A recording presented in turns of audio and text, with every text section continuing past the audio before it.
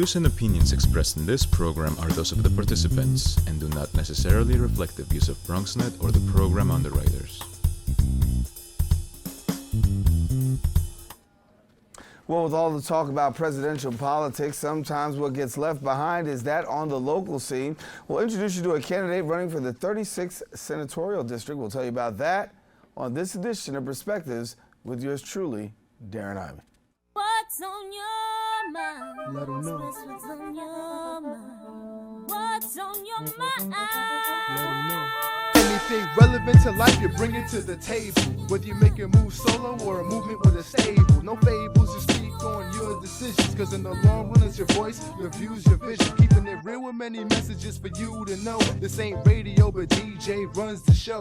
Entertainment, he rocks it. Politics, he locks it. The host with the most would handle any topic. Don't forget to share your perspective with shines of light. Cause it might make a difference in someone else's life. Make a difference. What's your perspective? Express what's in your heart and your mind. Share your perspective. What's your perspective? Let 'em know.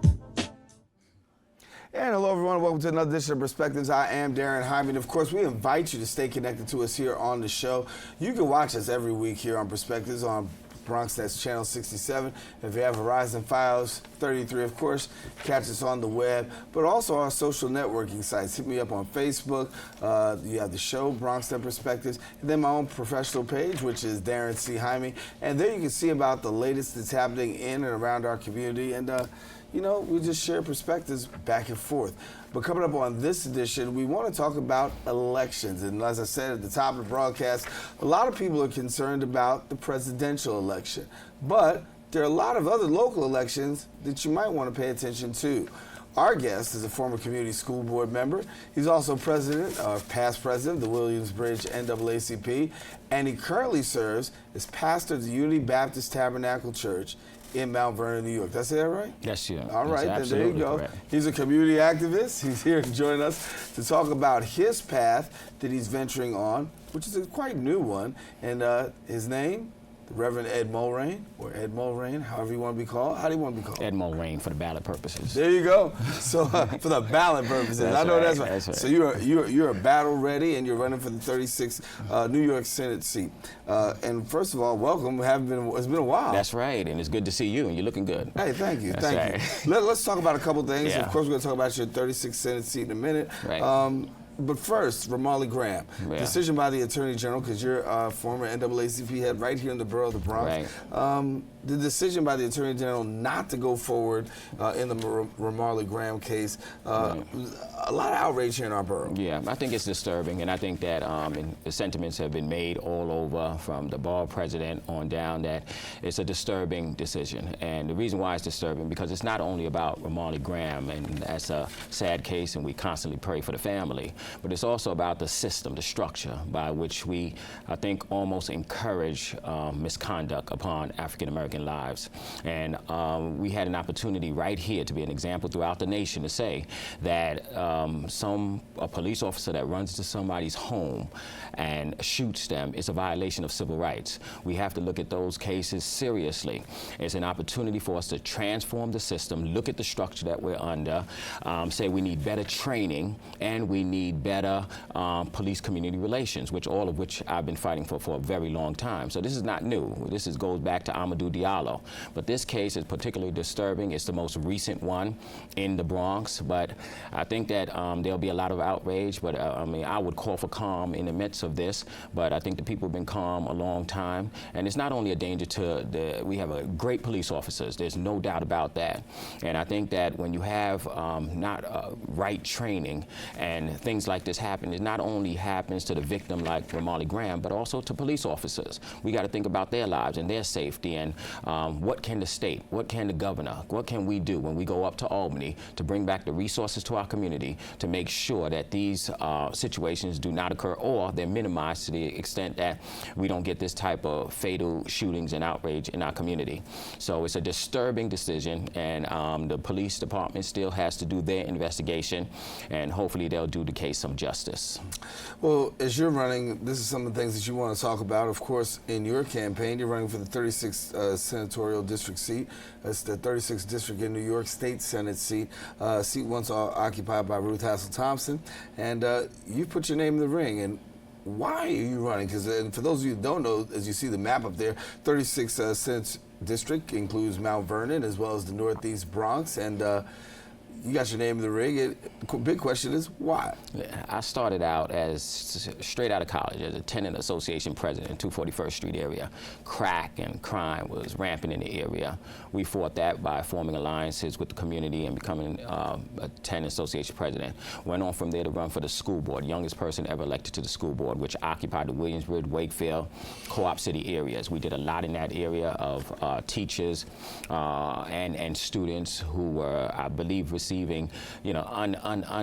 not appropriate education. So we challenged those things.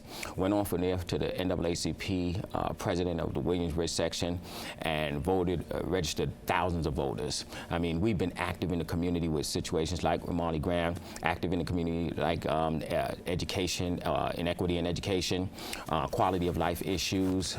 We've been active, and this is for a long time.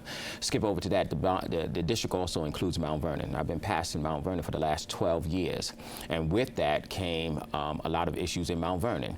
Hospital closings, or Mount Vernon Hospital not really being up to par, cuts to education budget, daycare centers, violence in the community, the Memorial Field not being developed. We've been throughout the whole district. I believe that I am, and I know that I am the only candidate that has effectively and had leadership in those areas from Co-op City to the Wakefield, Williamsburg to Mount Vernon. Others will come and they will claim, but I've actually been involved, advocating, fighting for these communities for a long time, and they're one and the same. If you look at it in terms of the racial makeup, in terms of the condition of housing, in terms of crime in the neighborhood, we've dealt with all of that. So it's not why now. We've always been running. I've been running since I came out of college. Maybe not for this seat, but I've always been running, and this has worked its way up to where we are right now. So I believe this is the time.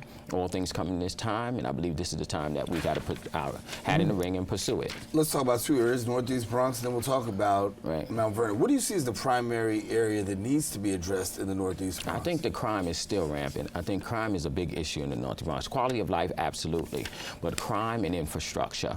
I think we have to look at those areas where the shootings occur. Like I said, police officers are out there every day, and situations are out there, but we still have a lot of drugs, and we still have a lot of crime in the Northeast Bronx. People who are being victimized in our own community. We have to look at that. I think there needs to be more infrastructure in terms of community centers. The 229th Street Community Center, which we've been involved with, Al DeCastro and Carl Heasty has put his name on it. He's done a great job with that, and we've been involved with that.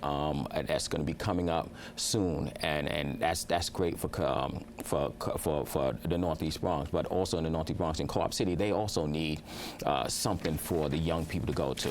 Transportation is another big issue, especially in Co-op City. I think that the buses and that type of transportation is totally insufficient.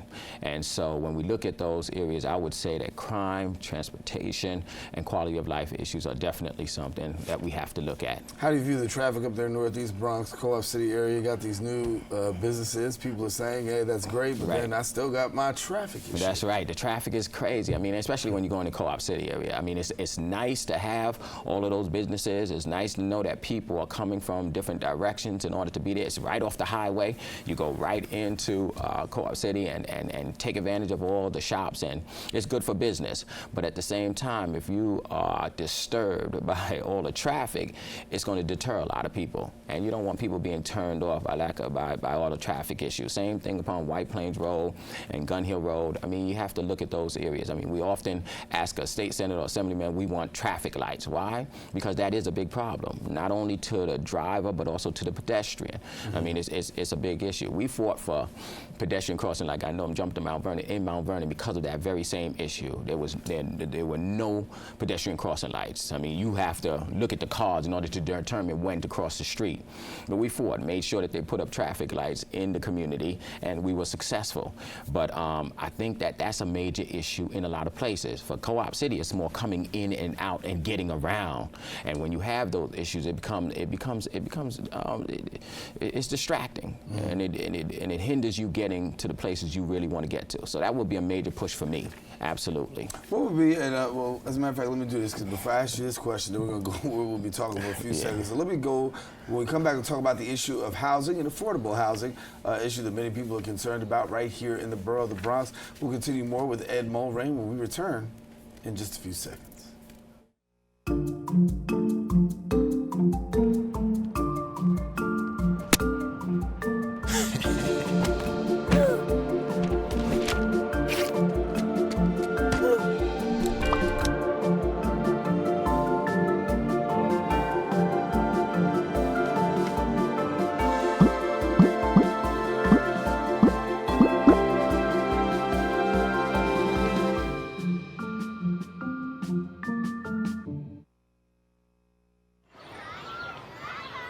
Did you know kids who play outdoors have healthier lungs?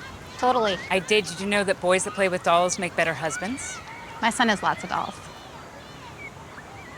But did you know terry cloth diapers breathe better? I did. It's totally true. Oh, yeah. Did you know that strollers have the right of way on the sidewalk? Yes. Yep, I did. Did you guys Did you know that kids who eat breakfast have higher GPAs? Yeah, I know. Yeah. That's actually what I was going to say. Did you know babies should never touch silver? It's really bad for them. I knew that. Did you guys know that statistically friendly kids have more friends? Mm-hmm. Yeah. That's obvious. Did you know most people think they're using the right car seat for their kid, but they're not?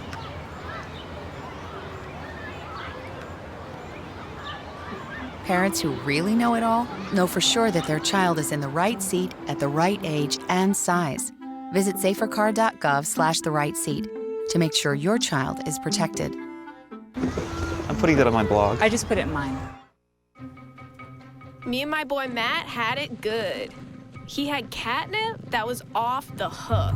But one day, he brings a girl home, and she's allergic to cats. Every sneeze was a nail in my coffin. Now I'm in a shelter. It's decent, but they don't even have Wi-Fi.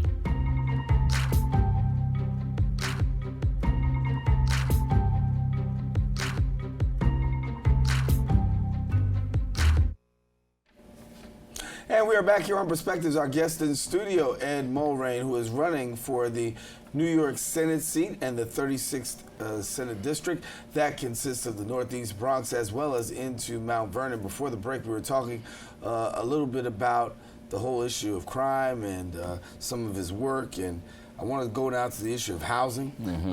When you talk about housing, people in the borough of the Bronx and in Mount Vernon are concerned about sometimes overdevelopment, number one, and the lack of, therefore, affordable housing leading to gentrification. Is that a priority for you? It's definitely a priority. Housing, I'm a former city planner for the city of New York, and that was my thing, to develop housing, especially East New York, Brooklyn, and then in the South Bronx. So housing has always been my area, as well as open space, green development. I think it's a major concern because, like in Harlem, you're seeing a lot of luxury houses going up. The average person, especially those coming out of college and young professionals and those who want to start a family, it's pretty difficult to afford luxury housing. We want to make housing affordable for those families that are up and coming, and we want to make it in neighborhoods that are safe.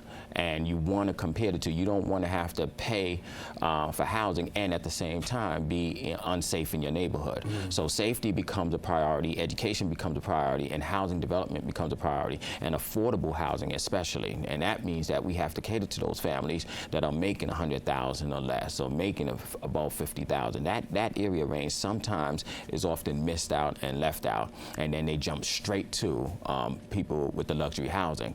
So I think that we need to concentrate more of that. I don't think in terms of overabundance and overwhelming housing stock, if they build the right type of housing, we should be okay. Right now, with affordable housing, we need to do more of that in our community. And if we do more of that, I don't think it'll be an overabundance. I think it'll be just right for those families that want to move and start a family and feel comfortable in the neighborhood. You're looking around and you're seeing, development. And you've got these developers that are coming in. What would you say to, as a candidate, and what would you say as an elected official should be the mandate or the requirement of developers when they enter into a community? Well, definitely. When developers enter into a community, we want to know, number one, that they're qualified to be in the community. Whatever that phase is that they go through in order to be selected, that should be a process that's open to the public, so we know just exactly who's coming in, what work they have done before. Also, contracts. We got to look at minority contractors. We got to make sure that minority contractors get their fair share, and that means women. That means those who are struggling businesses, contractors, that they also become a part of this, because sometimes they're often left out. So contractors, and then what are you doing for the community in addition to the development? Like, are you assisting with parks? Are you assisting with street lights? All of that has to be included in the contractor's contract, so that we know that they're not only coming in and building and leaving, but they're also coming in and becoming a part of the community. And there are community associations and others out there that are looking for that connection. And just like we say police have to be a part of the community and connected to the community, contractors also have to be connected to the community. The one way they can be connected is how they interact with those areas like minority contractors, and also with green development, parks, lights in the community. Let's talk about how we can have a good working relationship. When you talk about your campaign, what are some of the things that you want people to know? I want them to know that I've been out there. I think that I've been pastoring for the last 12 years. I've been back and forth in the Bronx, and I've been back and forth in Mount Vernon, still doing community work. But I think sometimes people separate the pastor's work from the community work, when really they're all together. Our job and our mission since Martin Luther King on up has been make sure that people receive their civil rights, that people are safe within their community, that people get the resources that they need from the government in order to feel comfortable in the community that they live in. So I think I want people to know that I've been an advocate. I've been an activist. This is not new to me. I'm not someone who just came and jumping on the issues now. I'm someone who has been out there. And I think a lot of people know that, but at the same time, I want to reiterate that, because there's always new people coming around. There'll be a lot of candidates in this race, I'm sure, that will come around and say what they've done. But I think that any candidate that comes forward, the question needs to be asked, number one, what have you done, and how effective have you been, and what is your leadership ability? And you have to look at this seat as one who has been in leadership position and proven leadership. Not coming out here because you're connected to somebody, not coming out here because some political other candidates throwing you out, not coming out here because you've been in office all this time. People want to know, what have you done?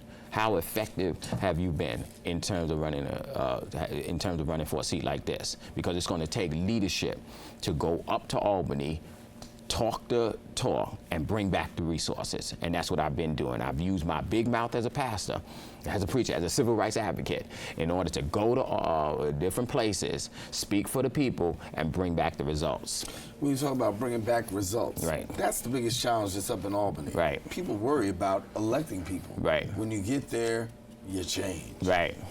What do you say to people to allay them of the fears that, if we elect Ed, he's this today, but we might forget about him tomorrow. Right. That's a legitimate concern. I have that concern. And what I would say that if people feel like a candidate has been in there so long that they've forgotten about the community, you got the right to diselect them. You got a right not to vote for them. You got a right to look for somebody else. I'm at the point now where there have been candidates in there where people are saying that they've been in there so long that they've forgotten about the community. Co-op City screams that. Wakefield Williamsburg screams that. Mount Vernon screams that. I think that at this juncture, if people feel that way, then they ought to look for another candidate. And if I get to that point, God forbid, I think that they should look at me and say, well, we think we need somebody else. Oftentimes, however, it's the political machine that tried to structure it and influence the decisions over the feelings of the community. So we have to be careful with that, because sometimes the people are saying we want someone else. This is going on around the nation. Right. Look at Trump. I mean, Trump is Trump is killing them out there. Right. The people are saying, you're putting a candidate before us, and they're coming at Trump with everything they got. And I'm no Trump fan, but I see him challenging the establishment and see the establishment trying to break him down. But at the same time, the people are coming out and say, you've shoved people down our throats before. We want somebody new. Right. And this is the person they're saying, he's not the best candidate, he's not the best person, but he's an alternative to what you've given us. Do you feel like you're the alternative? I feel like I'm the one. Yeah. And what you talked about, you said a few minutes ago about you hearing cries out of Wakefield, this area and that area. What are you hearing from people? I'm hearing from people that they do need. They're looking for new leadership. They're looking for someone who has led, who has proven leadership, and who wants to passionately take the fight to Albany and bring back the resources to the community. I'm hearing that out there. So when I go out there, I don't go pushing myself on people. I ask the people, what do you want? I want to hear that same question that you asked me. And therefore, when I hear that, they say we need somebody who has a presence, like in Co-op City. You're a state senator. You don't have a presence in Co-op City. You don't have an office in Co-op City. And Northeast Bronx, people need more of that senator to show up and talk to them.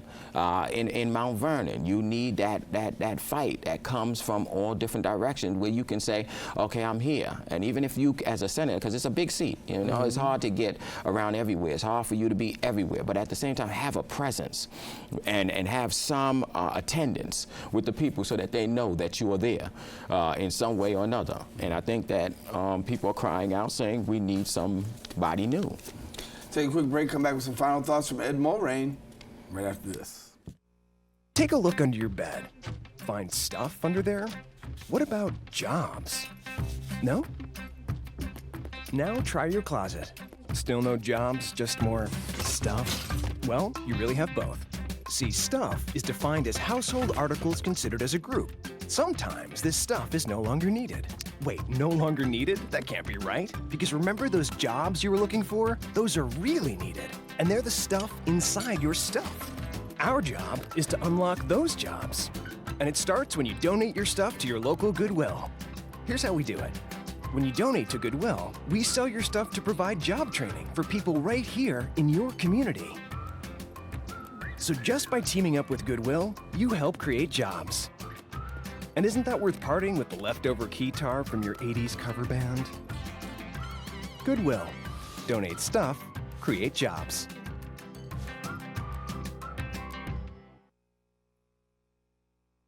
Barry, time is running out. According to my calculations, 1 in 5 kids in America struggles with hunger. How can so many children face hunger when there's more than enough food to feed them all? You're right, Barry. We can help solve hunger by teaming up with Feeding America to get food to hungry kids in communities across the country.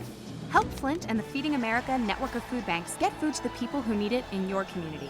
Find your local Feeding America food bank at feedingamerica.org/hunger. Together, we're Feeding America. Hey, did you know 2.4 million loving cats and dogs in shelters and rescues need our help to find a home? Let's go to the shelterpetproject.org and meet a few who are in a shelter near you. Harlow, oh, she's one great listener and loves to hear all your stories. My kind of cat. Cerulo is a sweet, goofy boy who's eager to please. Sounds just like another dog I know. So go to the shelterpetproject.org, search your local shelters and rescues, and go for a cuddle with your next best friend. Adopt. Back here on Perspectives, getting some final thoughts from Ed Mulraine, and you know, this is your opportunity to really talk to people. So I'll give you a few seconds to talk to me and talk to the people and say, what is it that you want people to know about you and your candidacy? I think basically everything that we've said, that we're here for the people. We've been here for the people. We've been on all the territory that the district covers, from Mount Vernon to Co-op City to Wakefield, Williamsburg, Baychester, all of that area, and even in the West Bronx, because we have a slot there in Tracy Towers and other areas around there. So we've been there, from the water filtration plant that we dealt with, to the crime in the community, to issues of police misconduct, to police community relations, to housing development, to Memorial Field, and to pedestrian crossing lights. I think we can name a host of issues where we've been present. We have not been absent from the minds or the hearts of people. And let me just say this on a personal note, because I know many politicians will talk about the issues, but as a pastor, you know that we have to not only be engaged politically, we have to be engaged personally. And I think I take that experience and have a heart for the people without the politics involved. Even before this, if anything happened in the Northeast Bronx, they can tell you. I was there for funerals, I was there for weddings, and I was there for birthday parties. Why? Because of that relationship that I have with people in the Northeast Bronx and in Mount Vernon. And this had nothing to do with politics. So I think that passion and compassion ought to be a part of any agenda that people might be following, and it has to be felt from the heart. And I think that's what we presented over time and over the years, and people know that. So even if they can't come out publicly right now, they do have that personal connection, and their hands will determine what their hearts feel when they go to those polls. Do you feel there's a lot of wait and see in this season right now? A lot of what? Wait and see amongst the people, like, hey, let's see what's going on, you know. It definitely is that. It's early. Yeah. It's early, and you're going to get a lot of that because, like I said, some people haven't made up their mind in terms of what they're going to do. Other people have jumped in and jumped out. Other people are waiting to see what other people do. Other people are jumping in there, and they might be for just personal, reasons. But you're an early bird in this, so yeah. A reason being, do you feel like why so early? Well, I don't know if it's early. I think that in order for us to really get out there, we should have really started some time ago. I heard people declaring 2 years ago, or being interested in the seat. Like I said, I've been out there 15, 20 years, so. This is a natural progression. It doesn't feel like I'm jumping into a race. It feels like I'm doing what I've always done. Right. And wasn't about timing. It's about what's the next level. And if this presents itself as the next level, that's what I'm going to do. You have his information at the bottom of the screen. You can contact Ed Mulraine, as he's the candidate for the 36th Senate District of the New York State Senate, covered Northeast Bronx as well as Mount Vernon. He's been our guest here, sharing for 30 minutes what his perspective is. We thank you for coming and sharing. Thank you. My brother. Thank you. Been a little while, but good to have you back, man. Got to have you back again. Absolutely. I'll be ready. Yes, sir. Yes. Ed Mulraine, our guest. And as we said, always stay connected to us here at Perspectives. You can check us out every week here on BRONXNET Channel 67, and always catch us on the World Wide Web. Hit me up on my personal page, Daren C. Jaime. And guess what? You can be able to find out some information about the show, and then we could also possibly set up a new show. Let us know. For all of us here on the Set of Perspectives, our producer, and all of us on the staff, thanks for watching. Until next time we meet, stay safe, share your perspective with somebody else.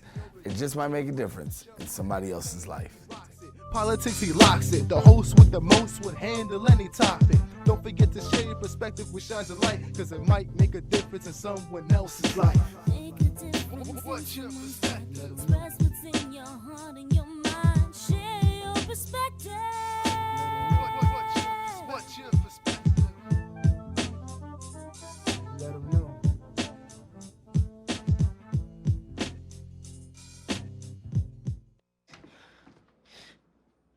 Your daughter just had her first breakup. Do you A, put yourself in her shoes? B, console her? Don't worry, sweetie. This is gonna happen a lot. Or C, find her a new boyfriend? Nice, single boys. That was weird. As a parent, there are no perfect answers. But you don't have to be perfect to be a perfect parent. Thousands of teens in foster care will love you just the same. They said I have troll teeth. That my voice sounded like a possessed baby doll. That no one would ever love someone as stupid as me. That I was fat, ugly. Disgusting. The effect of bullying is potent. We will no longer be the silent majority. Now, when you see online bullying, there's something you can do about it. We're gonna take action with the I. I am a witness. I am a witness. I am a witness. I am a witness. I am a witness, and so are you.